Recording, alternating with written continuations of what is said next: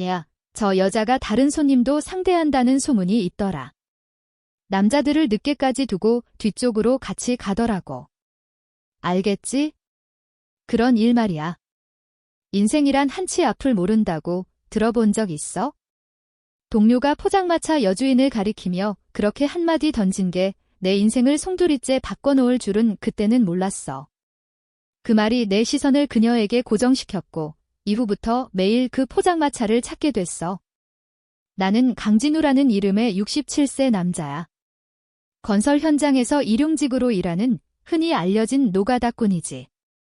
대구 외곽의 재개발 현장에서 매일 이른 아침부터 저녁까지 철근과 모래, 벽돌을 옮기며 하루를 버티고 있어. 아내는 5년 전에 암으로 세상을 떠났고 아들 하나가 있지만 바쁘다는 이유로 서로 소식이 끊긴 지 오래다.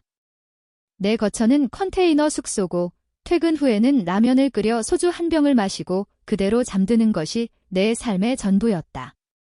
그날도 마찬가지였다. 일 끝내고 땀에 젖은 작업복을 입고 공사장 앞더스티 골목에 있는 포장마차로 발걸음을 옮겼다.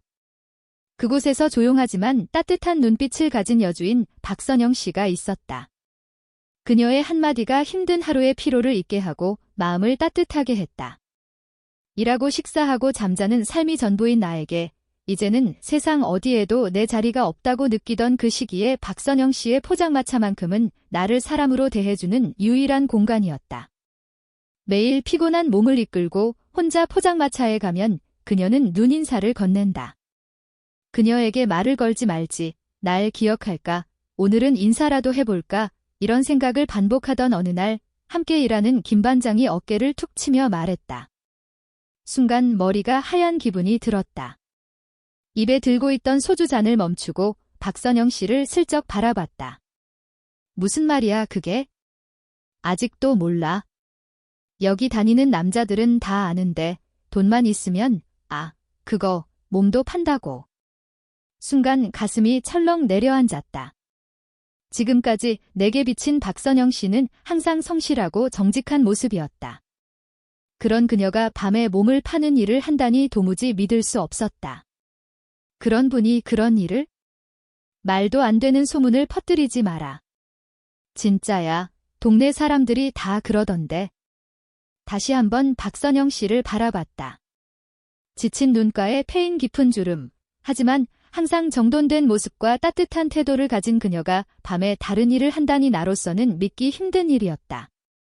그런데 그 소문을 듣고 나니 그녀의 행동 하나하나가 이상하게 보이기 시작했다. 오늘도 오셨네요. 소주 한 병 드릴까요? 특히 봄 바람이 살랑이는 날, 그녀가 나를 반갑게 인사해 주었다. 네, 소주 한 병이랑 꼼장어 하나 주세요. 안주가 나오기도 전에 소주 한 잔을 삼키며 주위를 살폈다. 동료들은 자리에 앉아 술잔을 기울이고 있었고 나는 혼자 구석에 앉아 조용히 술을 마셨다. 그런데 왜 항상 혼자 드세요? 가끔은 함께 일하는 사람들이랑 어울리는 게 어때요? 구수한 꼼장어 한 접시를 내놓으며 그녀가 이렇게 말했다. 혼자가 편해서요. 사람들이 많은 곳은 어색해요. 그렇군요. 각자 사정이 있으니까요. 그녀의 눈에는 깊은 슬픔이 숨겨져 있다는 것을 느꼈지만 이내 다른 손님을 맞이하느라 바빠졌다. 포장마차에 손님이 다 빠져나간 늦은 시간, 그녀와 단 둘이 남게 된 자리에서 나는 조심스럽게 물었다. 저기, 장사 끝나셨으면 오늘은 같이 한잔 할까요? 내 말에 그녀는 잠시 머뭇거리며 고개를 갸웃했다. 혼자 마시는 것보다는 덜 쓸지도 모르겠네요. 그녀는 종이컵 2개를 꺼내 조심스럽게 내 옆에 앉았다. 그렇게 우리는 처음으로 둘만의 술잔을 나누게 됐다. 이런 시간엔 아무도 오지 않거든요. 혼자 정리하면서 마시는 술이 제일 쓰더라고요. 나는 별말 없이 고개를 끄덕였다. 혹시 성함이 어떻게 되세요? 매일 오시는데 이름도 모르고 있었네요. 강진우입니다. 67세고요. 진우 씨라고 불러도 될까요? 저는 박선영이에요. 65세고요. 서로 자연스레 인사를 나누니 더 편안해졌다. 진우 씨는 참 조용하세요. 몇 번 와도 항상 말 한마디 하지 않으시고, 그래도 저는 오실 때마다 반가웠어요. 나도 그랬어. 왜 매일 혼자 오냐고 묻지 않으셔서 감사했습니다. 그녀는 놀란 듯 미소를 지었다. 말씀 잘 하시네요. 말 없으신 줄 알았는데? 저도 사람인데 말을 안 하는 것뿐이지 누군가와 하고 싶은 얘기는 많거든요. 그녀는 한참을 조용히 술을 마셨고 나는 조용히 그녀의 옆모습을 바라보며 술잔을 채워주었다. 선영 씨는 여기서 장사한 지 오래됐어요? 네, 벌써 5년이 넘었네요. 처음엔 잠깐 하다가 그만두려 했는데 어느새 이렇게 됐네요. 실례지만 혹시 남편분은? 늦은 시간까지 항상 혼자서만 일하시는 것 같아서요. 그녀는 잠시 말없이 고개를 숙인 채 소주 잔을 비우며 덤덤하게 말했다. 오랫동안 갈라섰어요. 이혼한 지 30년이 넘었네요. 지금은 외곽의 임대 아파트에 혼자 살고 있어요. 딸이 하나 있지만 독립한 이후로는 연락이 잘 안 돼요. 진우 씨는요? 저도 혼자예요. 아내는 5년 전에 암으로 먼저 갔고 아들은 서울에서 살아요. 명절에도 잘 보지 못해요. 우리는 비슷한 처지에 서로 깊은 공감이 느껴졌다. 대화가 이어질수록 그녀의 진짜 모습이 보이는 듯 했다. 그러나 김 반장의 말이 계속 머릿속을 떠올리게 했다. 궁금하긴 했지만 감히 물어보지는 못했다. 대화가 무르익어갈 무렵 실수처럼 말이 튀어나왔다. 선영 씨네. 사람들이 그러는데 혹시 밤에 다른 일도 하신다는 말이 끝나기도 전에 그녀의 얼굴이 하얗게 변해버렸다. 손에 들고 있던 술병을 내려놓는 그녀의 손이 떨리는 게 보였다. 얼마나 큰 실수를 했는지를 그 순간 깨달았다. 그런 분이 아닐 거라 생각했는데 결국 그쪽도 똑같은 사람이었구나. 선영 씨의 목소리는 차갑게 가라앉았다. 아니, 그게 아니라 사람들이 그런 소문을. 이제 가세요. 문 닫을 시간이에요. 더 이상 말을 이어갈 수 없었습니다. 선영 씨는 이미 등을 돌려 설거지를 시작했고 그녀의 등은 마치 돌처럼 굳어져 있었습니다. 진심으로 미안합니다. 제가 실수를 했습니다. 아무리 사과를 해도 그녀는 저를 바라보지 않았습니다. 무겁게 발걸음을 옮겨 포장마차를 빠져나왔습니다. 다음 날 일이 끝나자마자 포장마차로 달려갔지만 몸이 좋지 않아 잠시 쉬고 있다는 메모가 붙어 있었습니다. 그 다음 날과 그 다음 날도 상황은 같았습니다. 일주일이 지나도 포장마차는 열리지 않았습니다. 동료들에게 물어보아도 선영 씨에 대한 소식은 들을 수 없었습니다. 단지 제 입에서 나온 그 어리석은 질문 하나로 그녀가 사라졌다는 사실만 알 뿐이었습니다. 열흘째 되는 저녁, 여전히 포장마차는 문이 닫혀 있었습니다. 그녀를 다시 볼 수 없을까 하는 생각이 가슴을 아프게 했습니다. 그때 문득 그녀가 그날 대화에서 이야기했던 동네가 떠올랐습니다. 외곽에 위치한 작은 임대 아파트 단지에 혼자 살고 있다고 했습니다. 주소도 모르고 연락처도 없지만 무작정 그 동네로 향했습니다. 저기요, 혹시 박선영이라는 분 아세요? 60대 중반의 포장마차를 하시는 분요. 지나가는 사람마다 물었지만 아무도 모른다고 답했습니다. 해가 지고 어둠이 깔리기 직전 지친 마음으로 돌아설 참이었습니다. 강진우 씨. 뒤에서 들리는 익숙한 목소리에 돌아보니 선영 씨가 장바구니를 들고 서 있었습니다. 핑크색 카디건을 입은 그녀의 모습은 포장마차에서 보던 모습과는 달리 더 여성스럽고 약간은 더 연약해 보였습니다. 선영 씨, 여기서 뭐 하세요? 정말 죄송합니다. 제가 그런 이야기를 해서 가게 문이 닫혔을까 걱정했어요. 제대로 말이 나오지 않았습니다. 선영 씨는 저를 응시하다가 한숨을 쉬며 말했습니다. 들어오세요. 여기까지 오셨었는데 차 한잔 하시고 가세요. 그렇게 저는 선영 씨의 집에 처음 발을 내딛게 되었습니다. 2개의 방만 있는 작은 아파트였지만 깔끔하게 정돈되어 있었습니다. 다만 거실의 테이블 위에는 약 봉지가 산더미처럼 쌓여 있었습니다. 어디 아프신가요? 그냥 오래된 병이에요. 며칠 전부터 허리가 너무 아파서 가게도 열 수 없었다고 선영 씨가 차를 내오며 이야기했습니다. 그녀가 가게를 열지 못한 이유가 허리 통증이라니 미안함이 더해졌습니다. 그렇게 가게를 열지 못한 거군요. 제가 오해를 했네요. 아니에요. 사실 그날 진우 씨의 말이 너무 힘들었어요. 이곳에서 5년 넘게 살았는데 여전히 사람들은 저를 그렇게 바라보네요. 낮에는 포장마차를 하고 밤에는 몸을 파는 여자라고. 처음엔 화내고 설명하려고도 했지만 지금은 지쳤어요. 정말 미안합니다. 제가 경솔했어요.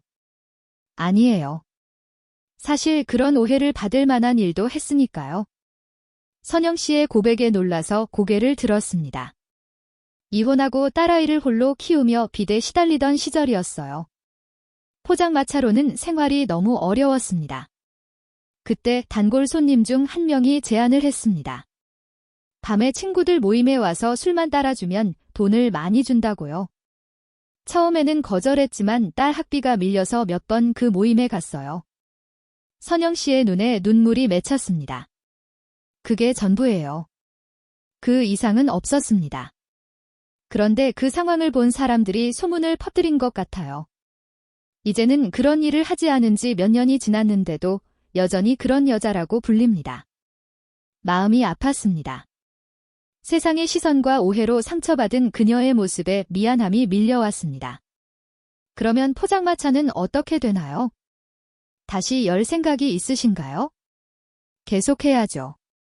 대출받아 차린 가게인데 아직 갚아야 할 빚이 많아요. 몸이 조금만 나아지면 다시 시작할 거예요.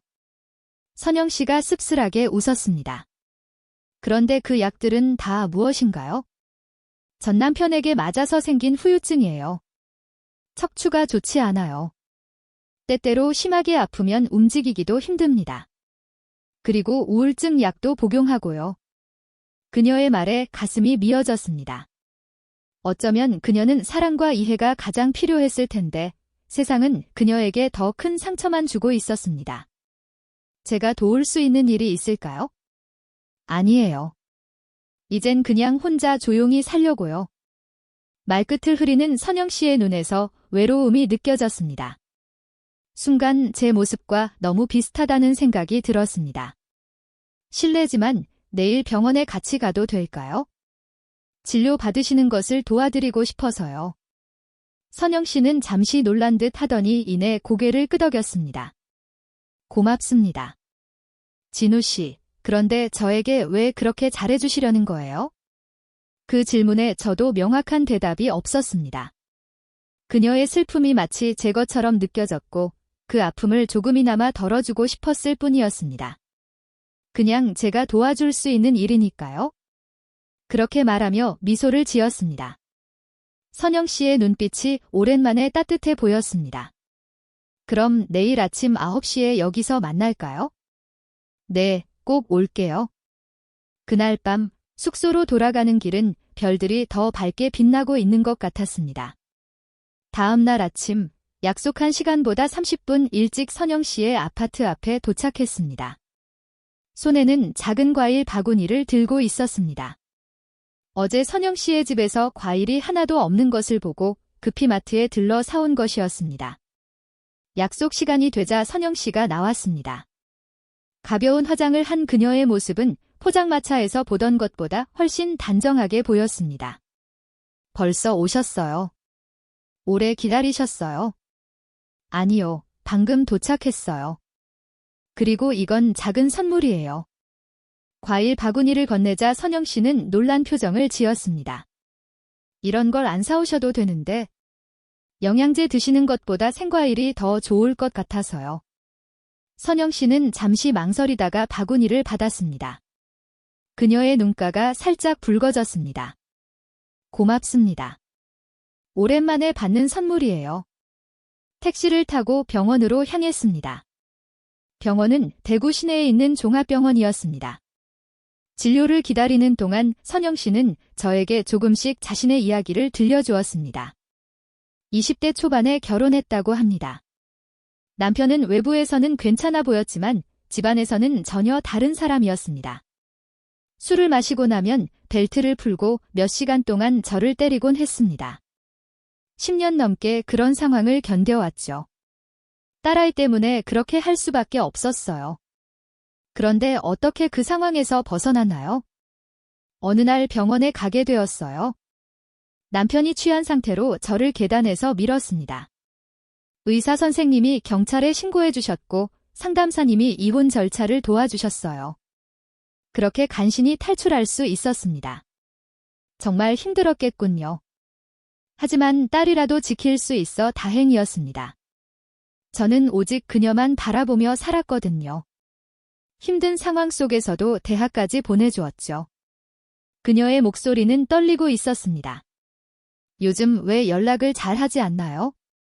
남자친구가 생겼는데 그 친구가 저를 별로 탐탁하게 여기지 않나 봐요. 어머니의 과거에 대한 소문을 접했는지도 모릅니다. 연락이 점점 줄어들더니 이제는 명절에도 찾아오지 않네요. 딸에 대한 이야기를 할 때 그녀의 눈빛에 깊은 슬픔이 담겨 있었습니다. 제 아들 생각이 떠올랐습니다. 아내가 세상을 떠난 후 저도 아들과 점점 멀어졌었습니다. 우리는 정말 비슷한 점이 많았어요.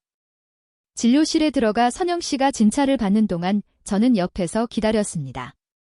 의사 선생님이 척추 디스크가 심각히 악화되었다며 수술을 고려해보라고 하셨습니다. 그 말씀을 듣는 순간 선영 씨의 얼굴이 창백해졌습니다. 수술 비용은 얼마나 될까요? 의사가 말한 금액을 듣고 선영 씨는 그저 고개만 끄덕였습니다.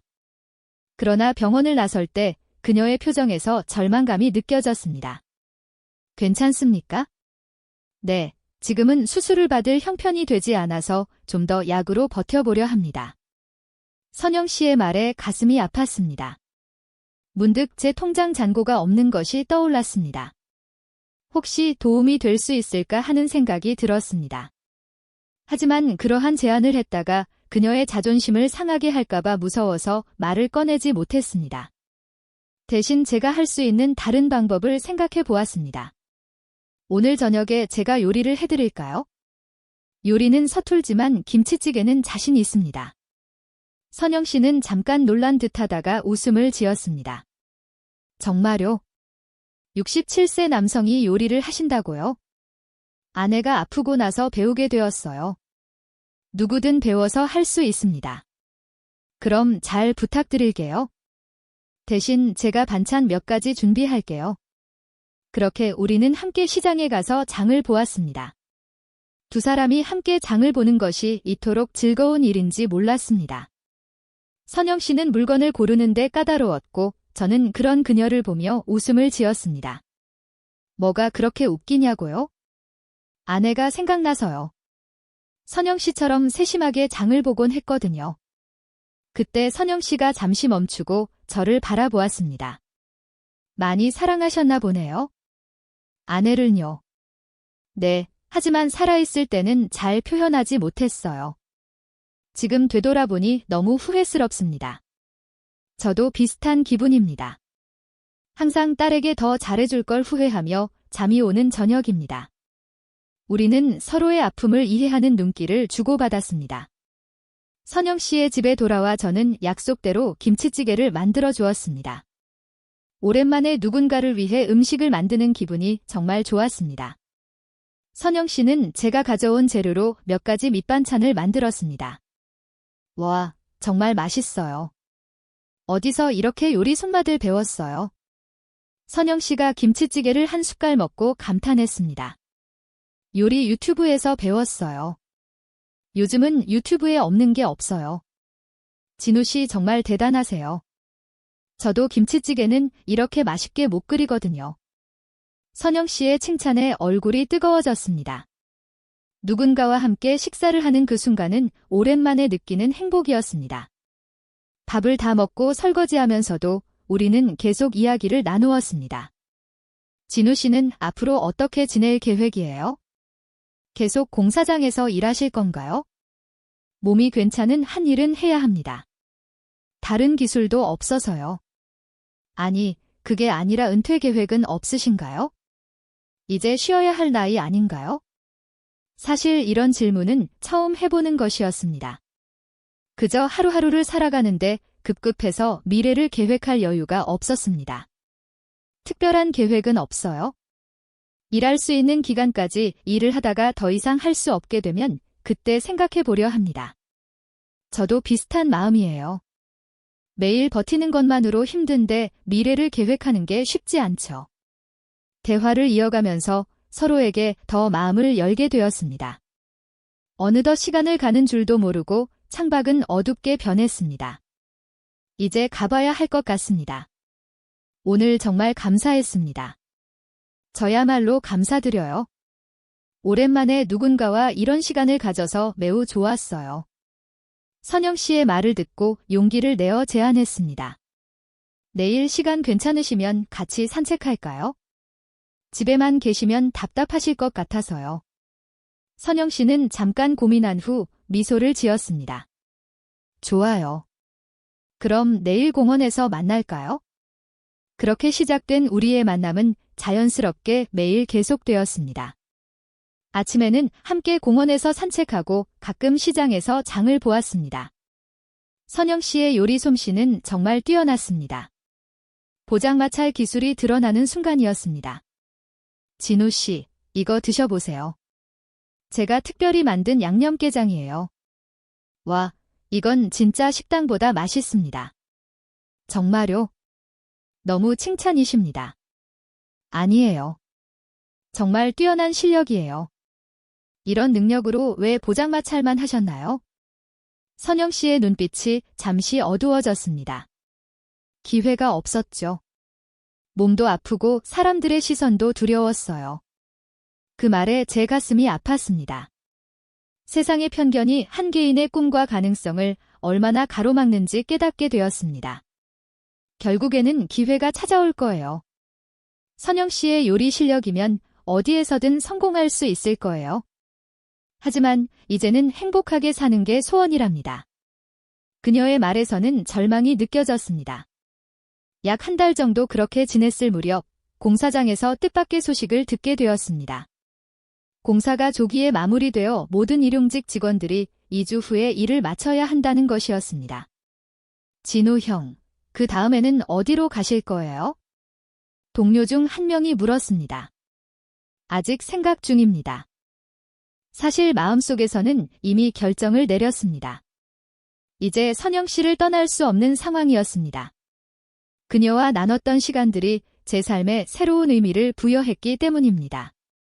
그날 저녁, 나는 선영 씨에게 이 사실을 전했습니다. 공사가 곧 마무리될 거라며 2주 후에는 인부들이 떠나야 한다고 했습니다. 그 말을 듣고 선영 씨의 얼굴이 어두워졌습니다. 그럼 다른 공사장으로 가시는 건가요? 멀리 먼 곳으로? 사실 저는 이곳에 남고 싶습니다. 여기요. 하지만 일자리 문제는 어떡하죠? 다른 일을 찾아보려고요. 제 나이에도 적합한 일이 분명 있을 겁니다. 선영 씨는 잠깐 동안 저를 침묵 속에서 바라봤습니다. 그녀의 눈가에는 눈물이 맺혔습니다. 왜 이곳에 남고 싶다고 하시나요? 저는 용기를 내어 솔직한 마음을 전달했습니다. 그 이유는 선영 씨가 있기 때문입니다. 그 말에 그녀의 눈에서 눈물이 흘러내렸고 저도 자연스럽게 그녀의 손을 잡았습니다. 그 손은 따뜻하게 느껴졌습니다. 제가 이런 말을 처음 하고 있습니다. 60세가 넘으니 이런 감정을 느낄 수 있을 거라고는 생각 못했어요. 하지만 선영 씨를 만난 이후 제 인생에 다시 봄이 온 듯한 기분입니다. 선영 씨는 머리를 숙인 채 흐느끼고 있었습니다. 저도 진우 씨가 함께 해줘서 정말 행복해요. 하지만 걱정이 되네요. 사람들이 날 어떻게 바라볼지? 사람들의 시선은 상관없어요. 우리의 행복이 더 소중하지 않을까요? 선영 씨는 고개를 들며 저를 바라보았습니다.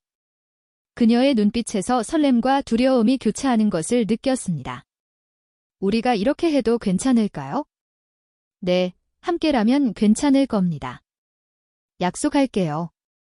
그날 밤 우리는 서로의 손을 잡고 별이 반짝이는 하늘을 바라보았습니다. 오랫동안 혼자였던 두 사람이 의지하며 새로운 출발을 꿈꾸는 순간이었습니다. 공사가 끝난 후 다행히도 저는 선영 씨 아파트 근처의 작은 마트에서 아르바이트를 할 수 있었습니다. 비록 월급은 크지 않았지만 선영 씨와 함께 할 수 있다는 것만으로도 큰 의미가 있었습니다. 함께 시간을 보내며 선영 씨의 건강도 차츰 나아졌습니다. 매일 선영 씨와 산책하고 제가 배운 간단한 스트레칭을 가르치면서 그녀의 허리 통증이 조금씩 줄어들었습니다. 진우 씨, 요즘 정말 통증이 줄어들었어요. 그건 모두 선영 씨가 꾸준히 운동한 덕분입니다. 의사 선생님도 수술 전에 운동을 통해 상태를 개선하는 것이 중요하다고 말씀하셨잖아요. 그래도 혼자였다면 이번처럼 끈기 있게 할 수 없었을 거예요. 진우 씨가 매일 챙겨주니까요. 선영 씨의 말에 제 마음이 따뜻해졌습니다. 누군가에게 필요한 존재가 된다는 것은 이런 기분이구나 싶었습니다. 그렇게 몇 개월이 지나면서 저는 중요한 결정을 하기로 했습니다. 선영 씨에게 제 마음을 진심으로 고백하기로 한 것입니다. 비록 우리가 만나는 시점이 늦었지만 남은 인생을 함께하고 싶었습니다. 그날 저녁 강변공원에서 함께 산책하며 용기를 내어 말을 꺼냈습니다. 선영 씨, 우리 남은 인생을 함께해요. 제가 부족한 점이 많지만 선영 씨를 행복하게 해드리고 싶어요. 선영 씨는 놀란 표정으로 저를 바라봤습니다. 진우 씨, 정말이에요? 네, 진심입니다. 우리 나이에 이런 고백이 우습게 들릴지는 모르지만 말을 마치기 전에 선영 씨는 제 손을 꼭 잡았습니다. 우습지 않아요. 제가 인생에서 가장 행복한 순간이니까요. 그렇게 우리는 선영 씨의 아파트에서 함께 생활하기 시작했습니다. 그러나 세상은 우리의 행복을 그대로 두지 않았습니다. 어느 날 집으로 걸려온 전화는 저의 아들이었습니다. 아버지, 소문이 사실이에요. 지금 어떤 여자와 함께 살고 있다고? 아들의 음성은 분노로 가득 차 있었습니다. 재호야, 내 엄마가 떠난 지 벌써 5년이 넘었어. 내가 평생 혼자 살아야 한다고 생각했니? 하지만 아버지, 그 여자는 소문이 안 좋은 여자라는데요. 이웃 어르신에게서 모든 걸 들었어요. 그렇게 엄마 무덤 앞에서 얼굴을 들 수 있겠어요. 그 말에 분노가 치밀어 올랐습니다. 선영 씨는 정말 좋은 사람이야. 소문은 그저 소문일 뿐이야. 너도 만나보면 알게 될 거야. 만날 생각 없습니다. 아버지가 그렇게 살고 싶다면 저는 더 이상 아버지를 찾아뵙지 않겠습니다. 이렇게 통화는 끝났습니다. 아들과의 단절이라는 생각에 마음이 아팠지만 선영 씨를 포기할 수는 없었습니다. 우리는 서로에게 너무나도 소중한 존재가 되어 있었으니까요. 일주일 후 선영 씨가 마트에 장을 보러 간 사이 재호가 찾아왔습니다. 아버지, 한 번만 더 생각해 보세요. 그 여자와 헤어지면 제가 아버지를 모시겠습니다. 서울로 오세요. 내 마음은 이미 정해졌어. 선영 씨는 제게 새로운 삶을 주었어. 당신은 선영 씨를 모르잖아. 몰라도 됩니다. 사람들이 다 그렇게 말하는데 뭘 더 알아야 하죠? 몸 파는 여자와 어떻게 할 건데? 입 닥쳐. 알지도 못하면서 함부로 말하지 마. 제 목소리는 높아졌습니다. 재호는 저를 놀란 표정으로 바라보았습니다. 정말 그 여자가 엄마보다 중요해요? 선영 씨와 엄마를 비교하지 마. 둘 다 내게 소중한 사람이야. 선택해. 그 여자예요. 저예요. 재호가 단호한 표정으로 물었습니다. 재호야, 왜 꼭 선택을 해야 하니? 둘 다 내 가족이 될 수 있잖아. 불가능합니다. 전 그런 여자를 가족으로 받아들일 수 없어요. 엄마에 대한 배신이라고요. 가슴이 아플 정도로 힘들었지만 결국 저는 말했습니다. 그럼 너의 선택을 존중할게. 하지만 내 선택도 존중해줬으면 좋겠어. 그래요. 이제 끝입니다. 아버지와 저는 더 이상 부자가 아닙니다. 재호는 차가운 말로 돌아섰습니다. 현관문이 쾅 닫히는 소리와 함께 제 마음속에도 무언가 닫히는 듯한 느낌이었습니다. 그날 저녁, 선영 씨에게 모든 일을 털어놓았습니다. 진우 씨, 저 때문에 아들과 선영 씨의 눈에 눈물이 맺혔습니다. 아니에요. 이건 제 선택이니까요. 언젠가는 재호도 이해할 거예요. 그날 밤, 우리는 오랫동안 말없이 서로를 포옹하고 있었습니다. 표현할 수 없는 아픔과 사랑이 뒤섞인 시간이었습니다. 이후에도 주변의 시선은 따가웠습니다. 제가 마트에서 아르바이트를 할 때도 사람들은 속삭였고 이웃 어른들은 노골적으로 우리가 지나갈 때마다 불편한 표정을 지었습니다. 선영 씨도 장을 보러 갈 때마다 사람들의 시선이 신경 쓰여 점점 집에만 있는 시간이 많아졌습니다. 진우 씨, 가끔 모든 걸 포기하고 싶을 때가 있어요. 이런 시선을 견디기 힘들어요. 저도 마찬가지예요. 하지만 선영 씨가 있으니 견딜 수 있어요. 우리가 행복하다면 그게 제일 중요하지 않을까요? 그렇게 6개월이 흐른 뒤 재호에게서 결혼 청첩장이 도착했습니다. 봉투에는 오직 제 이름만 적혀 있었고 선영 씨는 초대받지 못했습니다. 가셔야 해요. 아들 결혼식이니까 반드시 참석하셔야죠. 선영 씨가 그런 말을 했지만 저는 고개를 가로저었습니다. 선영 씨와 함께 가지 않는다면 저도 참석하지 않겠습니다. 아들의 결혼식 날 우리는 집에 남아 있었습니다. 아버지로서 축복을 해주지 못한다는 생각에 마음이 아팠습니다. 그러나 선영 씨의 손을 잡고 있으니 제가 내린 선택을 다시금 깨달았습니다. 그날 이후로 우리는 결심했습니다. 새로운 곳으로 떠나 새로운 시작을 하기로 했습니다. 진우 씨, 우리 강원도의 바닷가 마을로 가요. 젊을 적에 한번 가본 적이 있었는데 정말 멋진 곳이었어요. 그곳에서 작은 집이라도 구해 살아가기로 했습니다. 선영 씨의 제안에 저는 기쁘게 동의했습니다. 제 퇴직금과 선영 씨가 모은 돈을 합쳐 작은 집을 마련할 수 있었습니다. 바다가 보이는 작은 마을에서 우리는 낯선 사람들과 함께 새로운 출발을 했습니다. 이사한 지 6개월 후 우리는 작은 텃밭을 가꾸고 매일 바닷가를 걷으며 평화로운 시간을 보냈습니다. 선영 씨의 건강도 많이 호전되었습니다. 무엇보다 우리의 과거를 아는 사람이 없는 곳에서 우리는 그저 평범한 노부부로 살아갈 수 있었습니다. 해질 무렵 바다를 보며 선영 씨가 질문했습니다. 전혀 그렇지 않아요. 이렇게 행복한데 왜 후회를 하겠어요? 이제 우리 앞으로 매일 건강하고 행복하게 지내요. 우리는 서로의 손을 잡고 붉은 빛으로 물든 바다를 바라봤습니다. 인생의 황혼기에 만나 우리는 서로에게 가장 소중한 존재가 되었습니다. 사람들은 우리를 손가락질했지만 지금 이 순간 봄바다처럼 잔잔하고 따뜻한 이 모습이 우리를 증명해줍니다. 여러분, 이것이 제가 가장 사랑하는 사람을 지키기 위해 어떤 고난이나 편견에도 맞설 수 있었던 제 이야기입니다. 소중한 사랑을 지키기 위해 때로는 가족의 반대와 사회의 편견을 뛰어넘을 용기가 필요했습니다. 우리는 그 용기를 내었고, 그래서 지금 이 순간 세상 누구보다도 행복한 것입니다.